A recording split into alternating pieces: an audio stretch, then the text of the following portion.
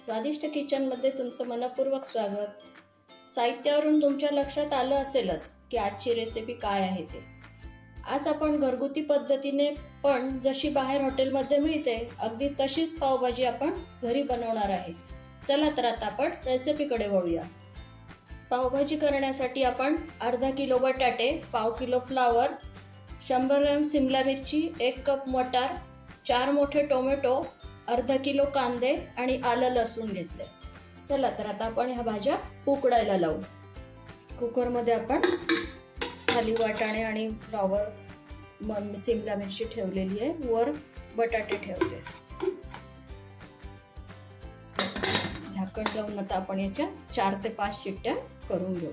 आता आपले बटाटे उकडून तयार आहे आणि भाज्या पण उकडून तयार आहे। तर आता आपण हे स्मॅश करून घेऊ।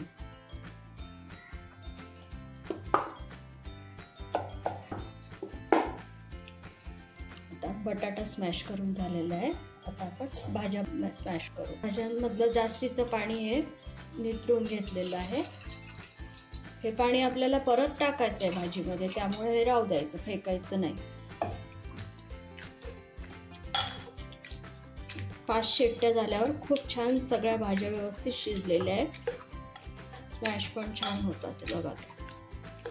तुम्ही पाहू शकता बघा, भाज्या किती छान स्मॅश झालेल्या आहेत। आता आपण या भाज्या आणि स्मॅश केलेला बटाटा सगळं एकत्र करून एकसारखं करून घेऊ। त्यात आपण भाज्यांचं काढलेलं पाणी सुद्धा ऍड करणार आहे त्याच्यातच।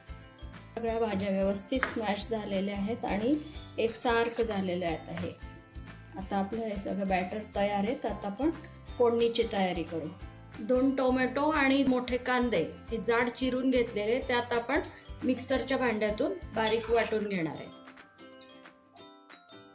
त्यातच आपण आलं आणि लसूण टाकून घेणार आहे आणि मिक्सरमध्ये फिरवून घेऊ। गॅसवर एक कढई ठेवलेली आहे, त्यामध्ये आता आपण 4 चमचे तेल टाकू। कांदा, टमाटर, लसूण याची आपण प्युरी तयार करून घेतलेली आहे, तर ती आता आपण तेलामध्ये परतवून घेऊ।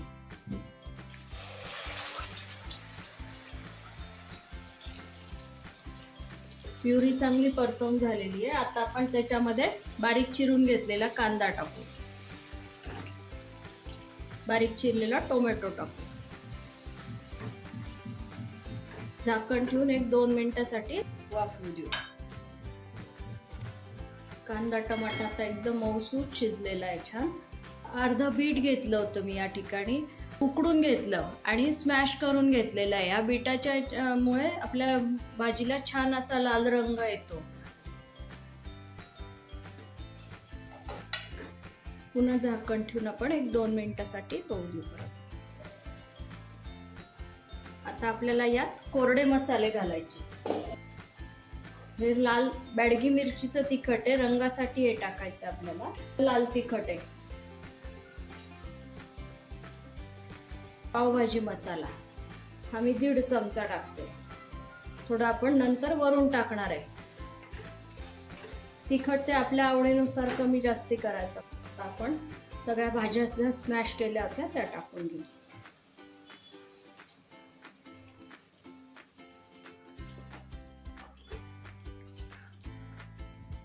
आता हे थोडंसं घट्ट वाटतंय म्हणून मी यामध्ये उकडलेल्या बीटाचे पाणी टाकते। गॅस मोठा केलेला आहे आणि आता छान एक उकळी येऊ देऊ आपण भाजीला। चवीनुसार मीठ घालू।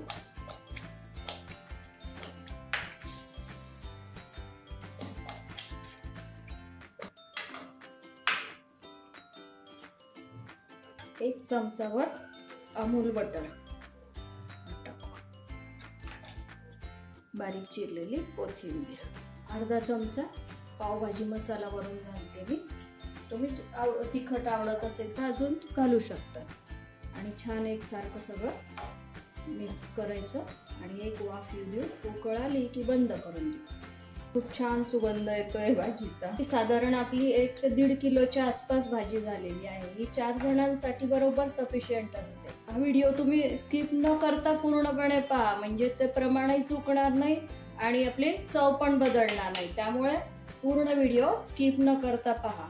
आता आपली भाजी पूर्णपणे तयार आहे.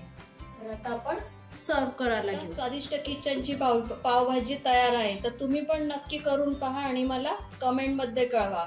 व्हिडिओला लाईक, शेअर, सबस्क्राईब तर कराच. तुमचा एक लाईक आणि सबस्क्राईब माझा खूप उत्साह वाढवतो. पुन्हा नवीन नवीन रेसिपी घेऊन आपण पुढच्या एपिसोडमध्ये भेटूया. धन्यवाद.